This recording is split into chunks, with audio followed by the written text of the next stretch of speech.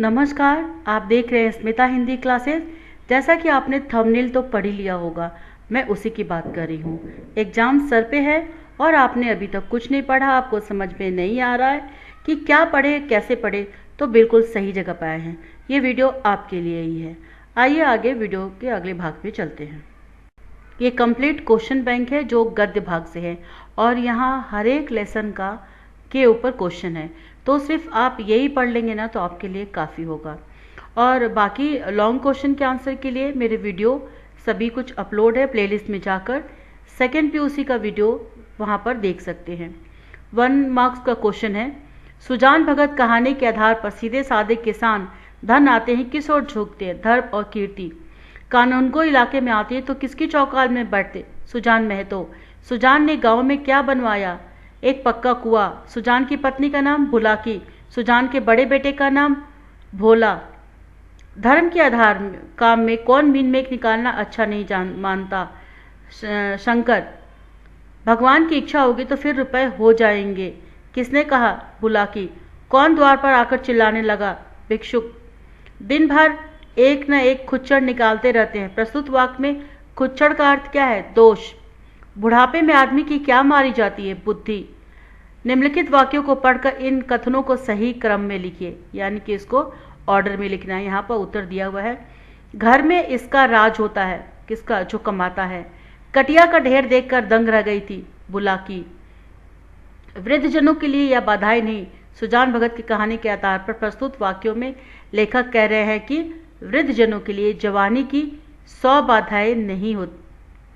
सुजान की गोद में सिर रखकर किसे अकथनीय सुख मिल रहा था, बैलों को। मानव जीवन में लोग बड़े महत्व की वस्तु है। सुजान भगत कहानी के आधार पर लाग का क्या अर्थ है, लाग का अर्थ है लगना। भिक्षुक के गांव का नाम अमोला। सुजान भगत कहानी के आधार पर पत पानी बनाना मुहावरे का अर्थ सम्मान बढ़ाना। निम्नलिखित कथनों को पढ़कर उसका सही क्रम लिखे। यहाँ पर क्रम लिखा हुआ है, घ क ग और क। अभी महंगू बेग देने आया था, हिसाब में इस वाक्य में 7 मन क्या होता है, यानी कि 280 सेर। पर अब सुजान को ब्याज लेते हुए आत्मग्लानि सी होती थी। वाक्य में आत्मग्लानि का अर्थ है दुख। छाती फाड़ फाड़ कर काम करते हैं तब दाना घर में आता है। इस वाक्य को किसने कहा था, सुजान ने। आदमी को चाहिए कि जैसा समय देखे वैसा काम करे। कहानी के आधार पर प्रस्तुत वाक्य का अर्थ है, समय सबसे बड़ा गुरु है। रात भर यह कटिया काटता रहा, सुजान भगत। जो भिक्षुक भगत के द्वार से खाली हाथ लौटा था वह इतने महीने बाद 8 महीने बाद आया था। सुजान भगत कहानी में प्रेमचंद का उद्देश्य परिश्रम के महत्व पर जोर देना। जब देखता हूं काम ही करता रहता है, ऐसा कमाऊ संसार में और कौन होगा। सुजान के इस वाक्य में अपने बेटे भोला के प्रति क्या दिखाई देता है, व्यंग। मैं जो कहता हूं वो करो, उसकी ओर क्या देखते हो बाबूजी। इसका आंसर है ख, उसकी ओर क्या देखते हो बाबूजी, वही करो जितना तुम्हें उठा सको, उठा लो। सुजान भगत कहानी इस परिवेश में संबंधित है, ग्रामीण जीवन। भक्त बनने के लिए सबसे पहले त्याग करना पड़ता है झूठ का। अपना खोया हुआ अधिकार कौन प्राप्त करता है, सुजान भगत। सही क्रम जोड़कर लिखे। यहाँ पर उत्तर लिखा हुआ है, सुजान महतो दान धर्म के करने के बाद भक्त बना। सुजान महतो ने भक्त बनने के बाद एक पक्का कुआं बनवाया। उपरोक्त कथनों में सही कथन को चुनकर लिखिए। कथन दूसरा, कथन 1 सही है, कथन 2 गलत है। सुजान भगत कहानी के लेखक है मुंशी प्रेमचंद। निम्नलिखित प्रश्नों के उत्तर दीजिए और संदर्भ स्पष्टीकरण। इसके लिए आपको मेरे वीडियो के उस पर्टिकुलर भाग में सुजान महतो वाले वीडियो में जाकर देखना पड़ेगा और वहां से आपको उत्तर मिल जाएगा। अब सेकंड लेसन की बात करते हैं। हम लोगों का परम धर्म है कर्तव्य करना। कर्तव्य करने का आरंभ घर से शुरू होता है। कर्तव्य निर्भर होता है न्याय पर, इसीलिए हमारा यह धर्म है, हमारी आत्मा जो कहे उसके अनुसार हम करें। कर्तव्य और सत्यता के आधार पर मनुष्य सत्य बोलता है, वह किससे दूर भागता है, आडंबर से। कर्तव्य और सत्यता में लेखक ने अंग्रेजी जहाज और फ्रेंच जहाज का उदाहरण इसलिए दिया है क्योंकि हम पहले स्त्रियां और बच्चों को बचाकर अपने कर्तव्य का पालन करें। कर्तव्य और सत्यता के आधार पर सभी इसे घृणा करते हैं, झूठ से। झूठे से सभी घृणा करते हैं इस कथन के आधार पर जो सही नहीं है। सत्य बोलने वाले को सभी कोई चाहते हैं। कर्तव्य का आरंभ पहले से घर से ही होता है। लेखक किस कथन पर आश्चर्य है? कर्तव्य का आरंभ पहले घर से होता है। झूठ बोलने के कई रूपों में यह नहीं है सत्य बताना। इसे दिखावा नहीं रुचता जो मनुष्य सत्य बोलता है। मनुष्य का कर्तव्य मार्ग में एक और आत्मा के भले और बुरे का ज्ञान है, तो दूसरी ओर आलस और स्वार्थपरता। अंग्रेजी जहाज पर जितने पुरुष थे उन सभी ने अपने प्राण बचाने के प्रयत्न इसलिए नहीं किया क्योंकि वे यदि प्राण बचाने का प्रयत्न करते तो उससे और बच्चे नहीं बच पाते। निम्नलिखित कथनों में जो धर्म का कार्य नहीं है उसे चुनकर लिखिए। हम भेद छिपाते हैं। जो मनुष्य सबको मूर्ख बनाता है, अंत में एक दिन उसकी पोल खुल जाती है तो उसे समाज से क्या मिलता है? घृणा। कर्तव्य करना न्याय पर निर्भर है। प्रस्तुत वाक्य में किसने कहा? लेखक ने। परंतु जब हम चोरी कर बैठते हैं तब हमारा आत्मा हमें कोसने लगती है। प्रस्तुत वाक्य पाठकों से लेखक ने कहा। कर्तव्य और सत्यता पाठ के लेखक श्याम सुंदर दास। इस संसार में जितने बड़े बड़े लोग हो गए हैं जिन्होंने संसार का उपकार किया, उन सभी ने अपने कर्तव्य के श्रेष्ठ माना। प्रस्तुत वाक्य में बड़े का अर्थ है साधना में बड़े। कर्तव्य और सत्यता के आधार पर जिधर देखो उधर देख पड़ते हैं कर्तव्य। पोल खुलना मुहावरे का अर्थ है रहस्य प्रकट करना। और बड़े क्वेश्चन के आंसर के लिए मैंने बताया जैसे मेरे वीडियो देखिए। पाठ 3 गंगा मैया। लेखक ने इनसे साक्षात्कार किया। गंगा मैया से। लेखक मकर संक्रांति के दिन कहाँ गए थे? इलाहाबाद। माँ कहाँ विराज रही थी? मंदिर में। माँ के चेहरे पर क्या थी? उदासी। तुमने ठीक ही सुना है, यह मेरी स्वयं समझ में नहीं आ रहा कि क्यों हो रहा है। ये किसने कहा? गंगा मैया ने। किसका संकट चर्चा का विषय बना है? चरित्र भैया का। सेवा ही परमो धर्म के स्थान पर लोग क्या करने लगे? मेवा ही परमो धर्म। गंगा मैया ने सत्य को क्या कहा है? निर्भर। तू ना कहा मेरी, मैं ना कहूँ तेरी। का अर्थ है तू मेरी ना कहा, मैं तेरी ना ही कहूंगा। मैंने उसे ढाढ़स बंधाया किंतु उसकी आंखों से आंसू निकलने बंद नहीं हुए। प्रस्तुत वाक्य में उसकी इनके लिए कहा गया है, चरित्र भैया के लिए। किसका व्यापारीकरण हो रहा है? धर्म का। तार देना मुहावरे का अर्थ है रक्षा करना। व्यापारी गंगा मैया में स्नान करने इसलिए जाते हैं क्योंकि उनके पाप धुल सके। लेखक बरसाने लाल चतुर्वेदी ने गंगा मैया के निजी सचिव से इतने महीने पहले समय लिया था, 1 मास। असली झगड़ा इसके बारे में है। कुर्सी। मनुष्य के कुकर्मों पर कौन हंसने लगा है? पशु पक्षी। उपरोक्त साक्षात्कार में कथनों का सही क्रम लिखिए। इसमें आंसर दिया हुआ है 4th। गंगा मैया ने साक्षात्कार के आधार पर अपने देश में इसको जीवन से अलग कर रखा है, धर्म को। गंगा मैया ने इसे सर्वशक्तिमान कहा है। प्रकृति को पुनः उत्थान की किरणें कब फूटती है? पतन की पराकाष्ठा हो जाती है तब। गंगा मैया से साक्षात्कार में पराकाष्ठा का अर्थ है चरम सीमा। गिरा अनया नयन बिनु बानु का अर्थ है नयन की कोई जीभ नहीं कि वह वर्णन करे और जीभ की कोई आंखें नहीं कि वो देख सके। गंगा मैया से एक दिन दक्षिण की बहन मिली, कावेरी। गंगा मैया ने अपनी गोद में सबको समान रूप से खिलाया। यह आशय है गंगा मैया ने कभी भेदभाव नहीं किया।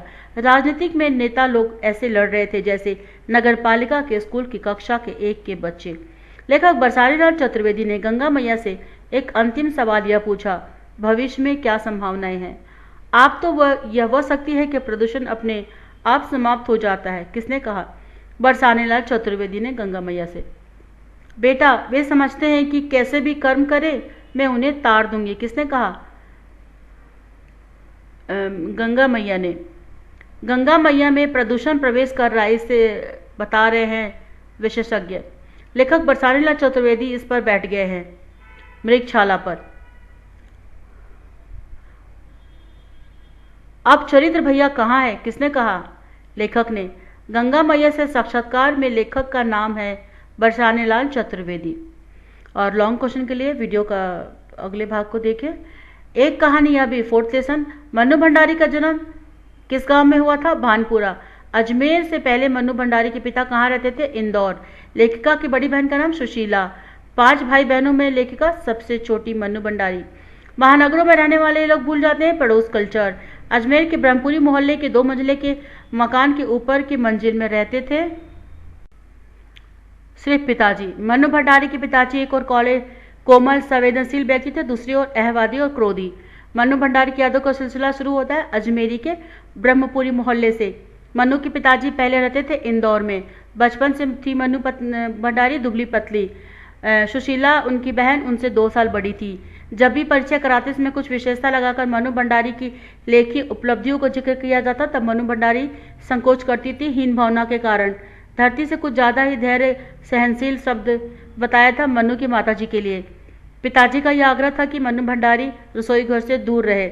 मनु भंडारी के द्वारा उल्लेखित खेलों की सूची में कबड्डी नहीं है। दास साहब पात्र मनु भंडारी के इस उपन्यास में है महाभोज के। मनु भंडारी के पिताजी का प्रिय शगल था बहस करना। पिताजी रसोई घर को भटियार खाना कहते थे। मनु भंडारी को प्रभावित करने वाली हिंदी प्राध्यापिका का नाम शीला अग्रवाल। कॉलेज में प्रिंसिपल का पत्र आया था। दक्यानिशु के लिए निम्नलिखित में से सही अर्थ पुराने ख्याल वाले। लू उतारना मुहावरे का उतारना। पिताजी के अतरंग मित्र का नाम अम्बालाल। बंद करो इस मनु का घर से बाहर निकलना। प्रस्तुत वाक्य मनु के पिता ने कहा। शताब्दी की सबसे बड़ी उपलब्धि 15 अगस्त 1947। एक कहानी यह भी कि लेखिका महादेवी वर्मा। मनु भंडारी ने जिस विश्वविद्यालय में ककहरा सीखा उसका नाम Savitri girls high school. Shekhar एक जीवनी अज्ञे जी के उपन्यास। इस आंदोलन के बाद पूरा देश 1942 का आंदोलन के लिए खोल रहा था। I am really proud of you इस वाक्य को किससे कहा? मनु भंडारी से। यह लड़की मुझे कहीं मुंह दिखाने लायक नहीं रखेगी। वाक्य किसने कहा? मनु के पिता ने। सन 47 के मई महीने में शीला अग्रवाल को कॉलेज खोलने वाले ने नोटिस थमा दिया था। इसका आंसर है घ। इसके चलते ही मैं एक बार उनके कोप से बच गई थी। प्रस्तुत वाक्य में उनके किसके लिए कहा गया? मनु के पिता के लिए। सुनीता उपन्यास इनका है जैनेन्द्र। शेखर एक जीवनी उपन्यास। 5वां लेसन भारत विश्वेश्वरैया डॉक्टर बालशाली रेड्डी का। श्री विश्वेश्वरैया एक उच्च कोटि के इंजीनियर थे। विश्वेश्वरैया का पूरा नाम मोक्षगुंडम विश्वेश्वरैया। विश्वेश्वरैया का जन्म कोलार जिले के मुद्दनहल्ली गांव में। विश्वेश्वरैया समय के बड़े पाबंद थे। विश्वेश्वरैया हाई स्कूल शिक्षा पाने के लिए बेंगलुरु गए थे। विश्वेश्वरैया इस उम्र में असिस्टेंट इंजीनियर के पद पर नियुक्त हुए थे 23 वर्ष की उम्र में। विश्वेश्वरैया ने इंजीनियरिंग शिक्षा इस विद्यालय से प्राप्त की थी बम्बई विश्वविद्यालय। विश्वेश्वरैया ने इस बांध के लिए ऑटोमेटिक गेटों का निर्माण किया खड़गवासला। नौकरी से निर्मित होने के बाद विश्वेश्वरैया इस राज्य के सलाहकार के रूप में नियुक्त हुए हैदराबाद। इस नदी में भयंकर बाढ़ आती थी मूसी। कावेरी नदी का बांध इस नाम से मशहूर है कृष्णराज सागर। निम्नलिखित वाक्यों में सही वाक्य क्या है? नौकरी से निर्मित होने के बाद विश्वेश्वरैया हैदराबाद राज्य के इंजीनियरिंग सलाहकार नियुक्त हुए थे। 1955 में भारत सरकार ने विश्वेश्वरैया को भारत रत्न की उपाधि से विभूषित किया। विश्वेश्वरैया की मृत्यु 14 अप्रैल 1962। विश्वेश्वरैया का जन्म इंजीनियर्स डे के रूप में मनाते हैं। भारत विश्वेश्वरैया पाठ के लेखक डॉक्टर बालशैली रेड्डी। शक्कर बैरिज तथा वाटर वर्क्स शक्कर एक छोटा सा शहर है। सुपरिटेंडिंग इंजीनियर की नौकरी से इस्तीफा देते समय विश्वेश्वरैया की उम्र थी 37 वर्ष। खड़गवासला के ऑटोमेटिक गेटों के डिजाइन की नकल इस शहर के की गई अमेरिका के पनामा शहर। निम्नलिखित में वाक्य सही नहीं है। विश्वेश्वरैया ने मैसूर के चीफ इंजीनियर के पद पर 5 वर्षों तक किया। विश्वेश्वरैया ने इस कंपनी में इस्पात कारखाने के डायरेक्टर थे टाटा कंपनी। और लेसन 6 चीफ की दावत शामनाथ के घर पे थी। शामनाथ की पत्नी ने माँ को पिछवाड़े उनके सहेली के घर भेजने के लिए कहा। शामनाथ की माँ कौन से रंग के सलवार कमीज पहन रही थी? पहनने के लिए कहा सफेद रंग के। चीफ की दावत कहानी इससे संबंधित नहीं है। गरीबी, भुखमरी और भ्रष्टाचार की समस्या। माँ के सब जीवर बिक गए थे बेटे की पढ़ाई में। माँ क्या टाल रही थी? बेटे का आदेश। निम्नलिखित वाक्यों का सही क्रम लिखिए। ग, घ, क, ख और क। मिस्टर शामनाथ यह नहीं चाहते थे कि पड़ोस की बुढ़िया का आना जाना फिर से शुरू हो जाए। चीफ की दावत कहानी के मिस्टर शामनाथ का चित्रण इस प्रकार स्वार्थी। माँ का क्या होगा इस वाक्य को किसने कहा? मिस्टर शामनाथ ने। मेम साहब को क्या बड़े पसंद आए थे? पर्दे। मिस्टर शामनाथ ने माँ को पहले यहाँ आकर बैठने के लिए सूचित किया था गुसल खाने के रास्ते बैठक में। मिस्टर शामनाथ हर बात में यही चाहते थे तरतीब। चीफ की दावत कहानी के आधार पर घर का संचालन मिस्टर शामनाथ के हाथ में था। टांग अड़ाना मुहावरे का बाधा डालना। इन्हें पिछवाड़े इनकी सहेली के घर भेज दो। प्रस्तुत वाक्य इससे कहा गया मिस्टर शामनाथ। सभी देसी स्त्रियों के आराधना का केंद्र थी मेम साहब। माँ यह गाने लगी पुराना विवाह का गीत। इसने पार्टी में एक नया रंग भर दिया माँ ने। माँ का दिल बैठ गया। वाक्य का अर्थ है माँ व्याकुल हो गई, बेचैन हो गई। साहब बड़ी रुचि से इसे देखने लगे फुलकारी को। मिस्टर शामनाथ अपनी माता को हरिद्वार इसलिए भेजना नहीं चाहते थे क्योंकि माँ हरिद्वार चली गई तो फुलकारी कौन बनाएगा। चीफ साहब की खुशामद करने से सामनाथ को यह लाभ हो सकता था, तरक्की मिल सकती थी। मां मन ही मन इसके उज्जवल भविष्य की कामना करने लगी। सामनाथ के सही वाक्य चुनकर लिखिए। मां की चुड़िया सामनाथ की पढ़ाई में बिक गई थी। मां के चेहरे का रंग बदलने लगा का अर्थ है मां खुश होने लगी। साहब को खुश रखूंगा तो कुछ करेगा साहब, इसका अर्थ है साहब को सामनाथ खुश रखकर उसकी तरक्की पाना चाहता था। निम्नलिखित वाक्यों में सही यह सही नहीं है। चीफ को गाड़ी पसंद नहीं आई, उन्हें पसंद आई थी। चीफ की दावत कहानी के लेखक है भीष्म साहनी जी। 7th लेसन, भोलाराम का जीव। स्वर्ग या नरक में निवास स्थान ऑल करने का काम करते थे धर्मराज। भोलाराम के जीव ने इतने दिनों में देह त्यागी 5 दिन। भोलाराम किसे चकमा देकर गया? यमदूत को। यमदूत ने सारा ब्रह्मांड किसकी खोज में छान डाला? भोलाराम का जीव के लिए। भोलाराम कहाँ का निवासी था? जबलपुर। तुम्हारा भी रिटायरमेंट की उम्र आ गई है। धर्मराज ने चित्रगुप्त से किस भाव से कहा? व्यंग। यह समस्या तो कभी भी हल हो जाएगी। धर्मराज के इस कथन का आशय है निवास स्थान की समस्या कभी भी हल हो गई। भोलाराम 5 साल से क्या नहीं मिला था? पेंशन। किस बीमारी से भोलाराम मरा? गरीबी। भोलाराम के परिवार में थे 1 स्त्री, 2 लड़के और 1 लड़की। नारद जी ने भोलाराम की पत्नी से विदा लेकर कहाँ पहुंचे? सरकारी दफ्तर। भोलाराम ने दरखास्त पर यह क्या नहीं रखा था? वजन। बड़े साहब के कमरे के बाहर यह कौन ऊँग रहा था? चपरासी। निम्नलिखित वाक्य को ठीक क्रम से लिखे। तो इसमें इनकम तो होती तो टैक्स होता, भूखमरा था। महाराज वह भी लापता है। प्रस्तुत वाक्य में वह कहा गया यमदूत को। निम्नलिखित वाक्यों का सही क्रम है घ, ग, ख और क। बड़े साहब की लड़की क्या सीखती थी? गाना बजाना। नारद यह छिनते देख घबरा। वीणा। फाइल में से किसकी आवाज आई? भोलाराम के जीव की। इनकम होती तो टैक्स होता, भूखमरा था। किसने किससे कहा? चित्रगुप्त ने। तुम्हारी भी रिटायरमेंट की उम्र आ गई है। प्रस्तुत वाक्य किसने कहा?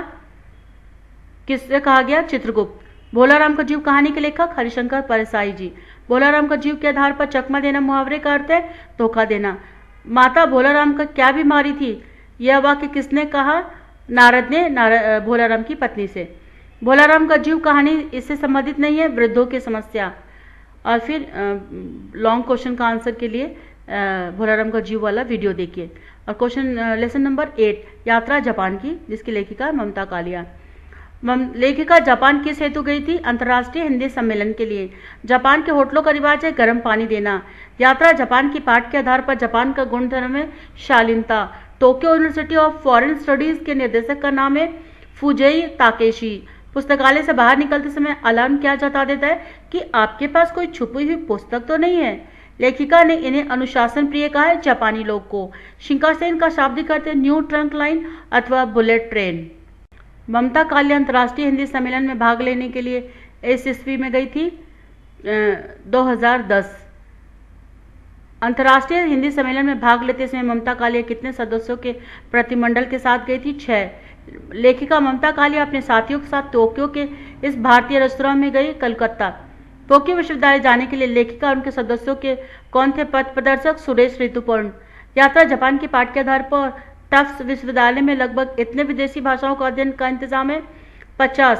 फिर भी मेरा दांत दुखता है, किसने किससे कहा? एक जापानी लड़की ने। फिजी का प्रथम हिंदी उपन्यास है डउका पुराण। यात्रा जापान की पाठ के आधार पर बुलेट या शिंकानसेन गाड़ी इतने डिब्बों की है? 16। कहते हैं कि इस पर्वत में मनोकामना कहो तो पूरी होती है। सुरेश ने ऋतुपर्ण के अनुसार इस पर्वत का नाम है फूजी। पानी के लिए जापानी में भाषा है मीजू। ओसाका जो में जो का अर्थ है किला। यात्रा जापान की पाठ के में जी का अर्थ है मंदिर। ओसाका जो को इस सम्राट ने बनवाया टोयोतोमी हिदेयोशी। टोयोतोमी हिदेयोशी। यात्रा जापान की पाठ के आधार पर गटा पर्चा का अंग्रेजी पर्याय है plastic. Slum dog millionaire film किसकी पुस्तक के आधार पर है? विकास स्वरूप। नारा के प्रसिद्ध मंदिर का नाम है तोदायाजी। गौतम बुद्ध को जापानी भाषा में कहते हैं दायबुत्सु। नारा मंदिर में बुद्ध प्रतिमा की ऊंचाई है 55 फुट यानी कि 55। नारा मंदिर में बुद्ध की कांस्य प्रतिमा का वजन है 500 टन यानी 500। एक फटेहाल इंसान अपनी गोद में घड़ियाल का बच्चा लेकर देर से बैठा हुआ था। उपयुक्त कथन यह सूचित करता है कि वह पीड़ित है। एक जमाने में यह शहर जापान की राजधानी हुआ करता था। नारा यात्रा जापान की, यात्रा वृतांत इनके द्वारा लिखा गया। ममता कालिया। यात्रा जापान के आधार पर।